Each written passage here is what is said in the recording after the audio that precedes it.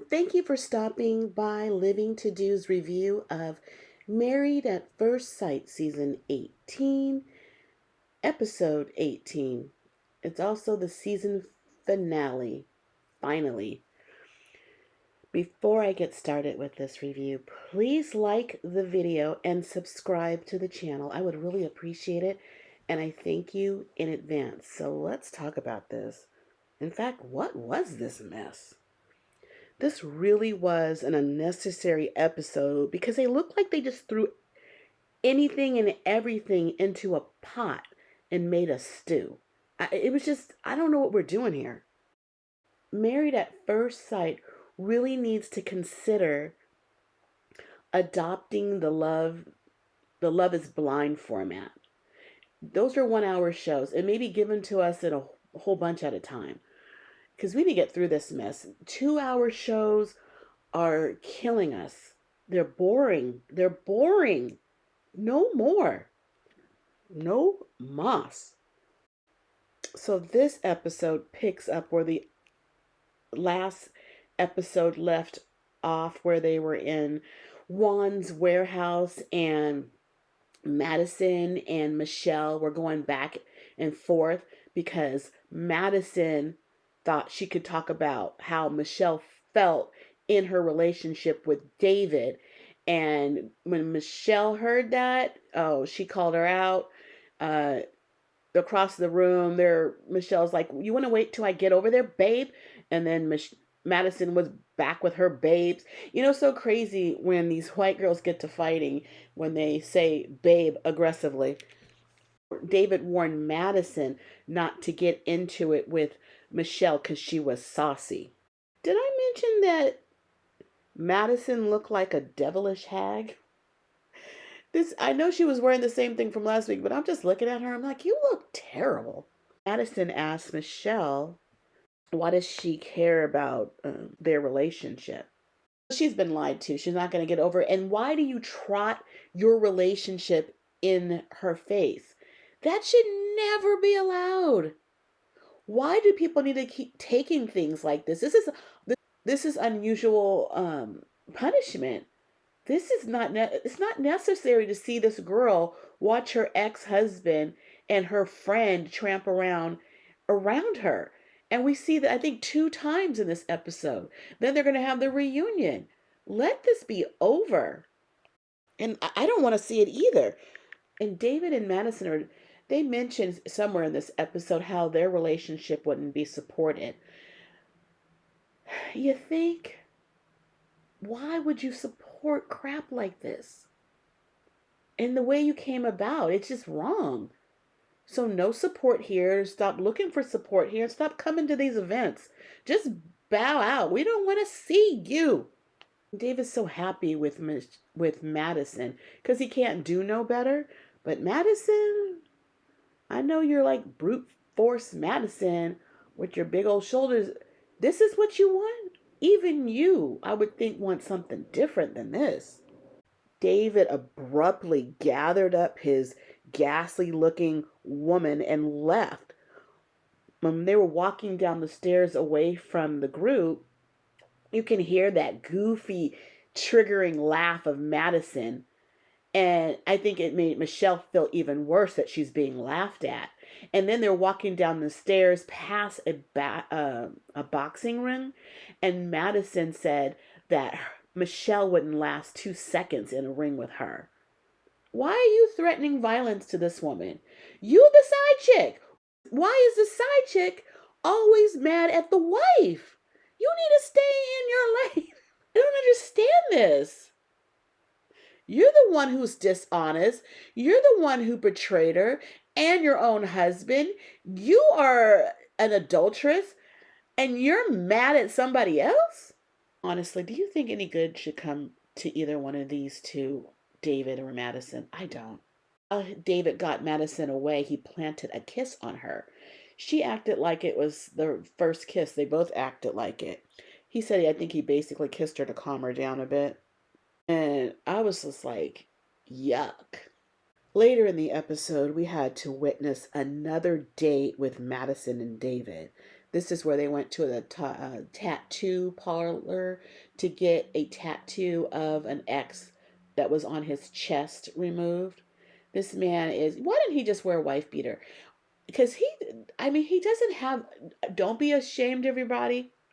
But honestly, it was just flaunting it around like it was something to see. And it was something to see. It's so thick. He's so thick. For someone who goes to the gym all the time, Alan did have a better body than David. And he was going to the gym and he was shaping into something even better. Here at the tattoo parlor, they talked about the kiss they had. And Madison told David that she liked it. And she was asking him personal questions like, where is the weirdest place you had sex, or the craziest place? And I don't know what his answer was, but her answer was a Ferris wheel. Always going round and round, always down for whatever and whoever. Honestly, Married at First Sight, why are you making us watch this skanky behavior? Why would you feature such behavior on your show? You're making MAFS fans sick to their stomach watching this. I don't think these scenes are thought out completely. If we, as Married at First Sight fans, wanted to see shenanigans like this, we would watch 90 Day Fiance or Love After Lockup. I don't watch those shows because I know dumb people are in it doing dumb things and they don't entertain me. This is dumb and it's not entertaining me. Okay, the show had a scene where Madison, God, it's like heavy Madison and David, but Madison went out maybe for drinks, found another guy, it was her dad, and this is where she's explaining to her father how it did not work out with Alan, but she found another woman's husband that she hooked up with. I hope she explained it like that. And she also should say, guess who's coming to dinner? Her dad asks, how did this David thing come about? Hey, Dad, wait till you get a load of this. She's going to spin it all sweet and oh. No, you got a transactional daughter. She was coming home every day at night, 1 a.m., 2 a.m., 3 a.m., out with another woman's husband who happens to be her friend at the time. I hope she tells you like it is. Madison's father is right when he earlier asked Alan for them to get a STD screening. And I think he meant both of them. And I think he was trying to give fellas the heads up. It was more for them than for Madison. Later in the episode, we see David take Madison out on another date to the ice cream parlor. This is where they were having a conversation about their morning sex that he so enjoyed. I've never been so disgusted. This is where they also talk about their wants and their don't wants. Madison was saying she doesn't want to be nagged. Then she'll push you away. Like she doesn't want to always have to be checked on her comings and goings. Just like she didn't want with Alan. You know, she needs room to move so she can go in for the kill on another person's love interest, mate, spouse, life partner. She just giving herself room to do that. I don't know if he picked up on that. I swear these two have absolutely no shame. In fact, I hate these people. I hate these two. This turned into hate at this point. Later, we see David and Madison again. Such heavy on these two. And he takes her to dinner for her 30th birthday.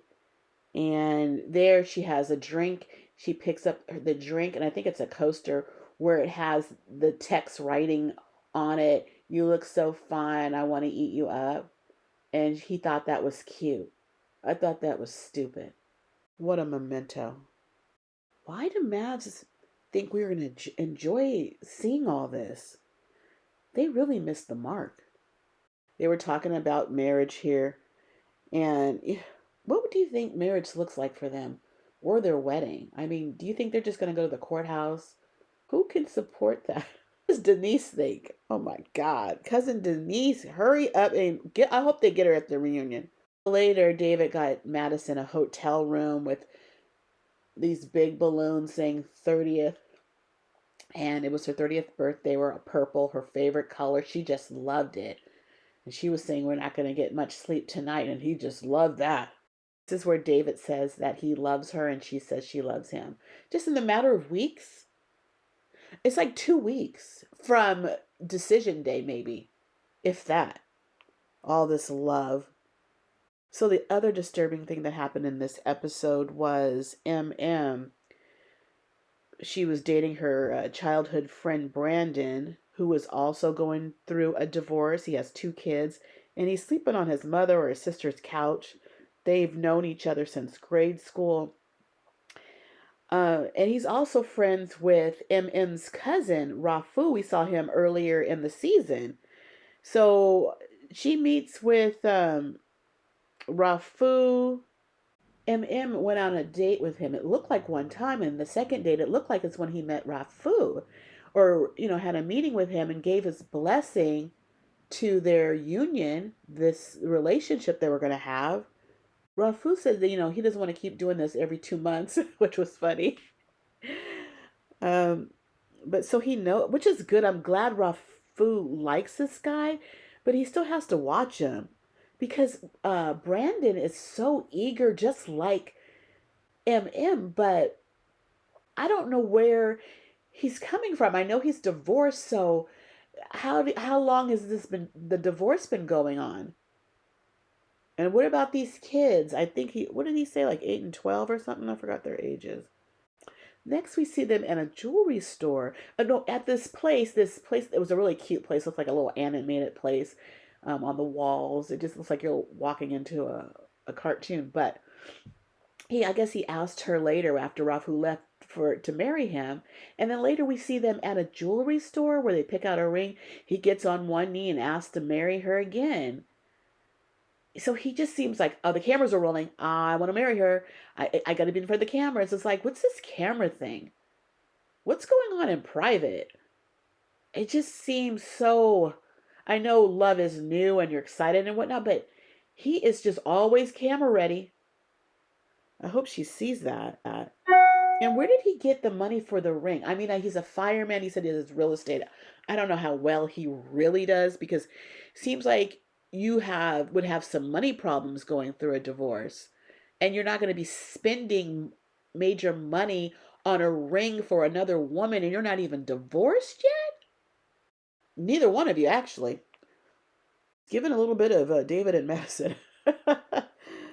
Later, Brandon went over to MM's house where she was hosting Camille and Carla.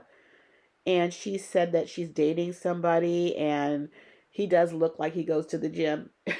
Because, Aikechi doesn't. These two look good together. He's tall. He has a real nice body. And, she's tall and slender. Uh, Body-wise, they just go perfectly together. And MM was more softer. She wasn't aggressive trying to get kisses from him. She was more softer. He just kept holding her, saying, she deserves love, saying all the right things, all in front of the camera, making her feel like mush. She was crying. She just wants to desperately be loved. Everyone wants to be loved, but there's degrees to this. And she's someone who's way out there. Yes to everything. Whoever asks, I'm a yes, yes, yes, yes, yes. So he comes in, meets the friends, and he says that she is the light at the end of his tunnel. Leaves her, he takes her and goes to dinner with her, leaving leaving her friends behind, just telling them to lock up. And then Carla's like, the light at the end of his tunnel. Like, what are you talking about? How is this happening so fast? And why is she the light? It was giving too much, too fast, too good to be true. I swear, you need to get a prenup if you move forward with this man. He might be looking for your money, a place to stay because he's on a couch as big as he is. He wants to be comfortable in your fabulous apartment. She's moving way too fast, accepting rings after 2 dates, perhaps. Who leaves married at first sight engaged? Doesn't make any sense. So we have a scene, one of the last scenes of Thomas's birthday.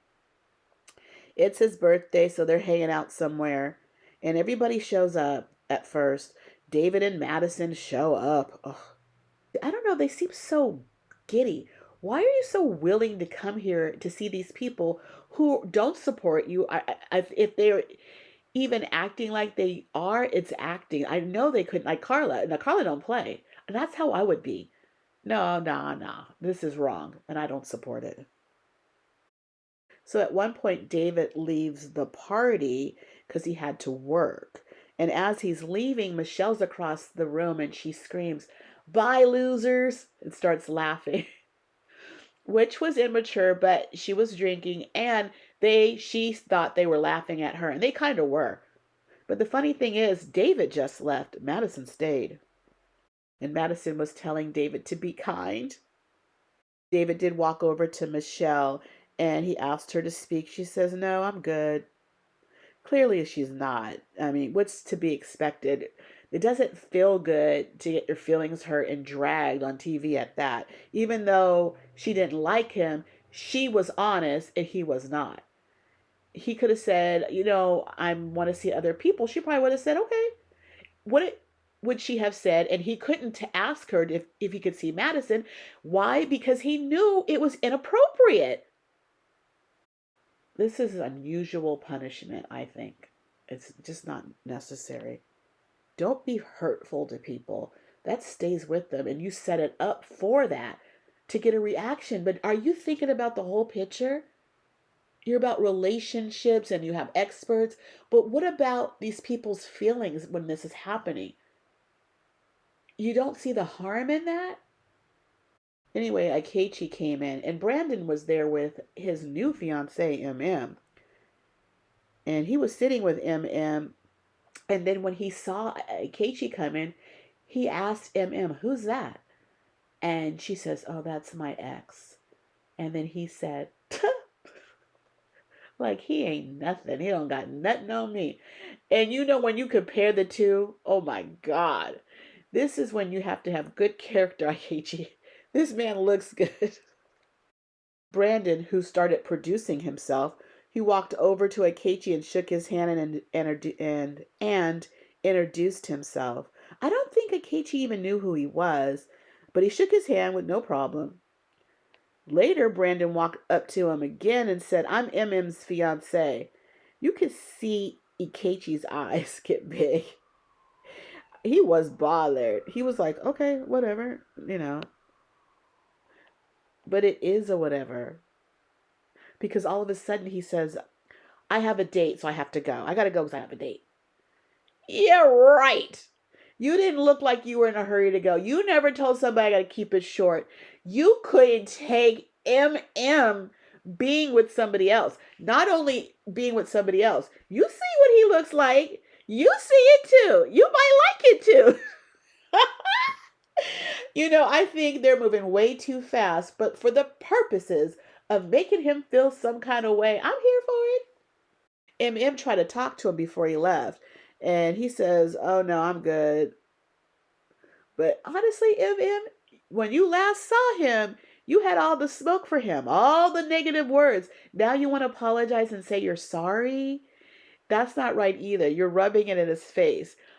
And normally, I would say you're wrong for that. But this isn't normally. This is Aikechi. Alan was there and he actually spoke to Madison about things that went on in their relationship, and she tried to apologize. He says, he took a hit. He did. That hurts. Then he found himself having urges and he went out hanging and banging. He wants some app just for meaningless sex, I guess. Alan, don't keep doing that because you got to be careful out there. And he's not a hoe, he said. He's not for the streets. I loved it when he said he's not a hoe. The hoe's not in him.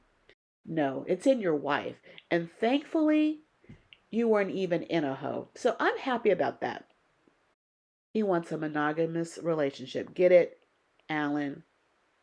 So the only thing that really happened is Thomas and Camille, they agreed to live in Thomas's apartment. And we kind of, the episode, I think they just ended with them walking down the street hand in hand. They're the only couple that made it, or they're the only couple that we can be happy for. So that was it. Thank you for staying with me to the end. Please like the video and subscribe to the channel. I would really appreciate it, and I thank you in advance. But I gotta go. I got living to do. And next week will be reunion.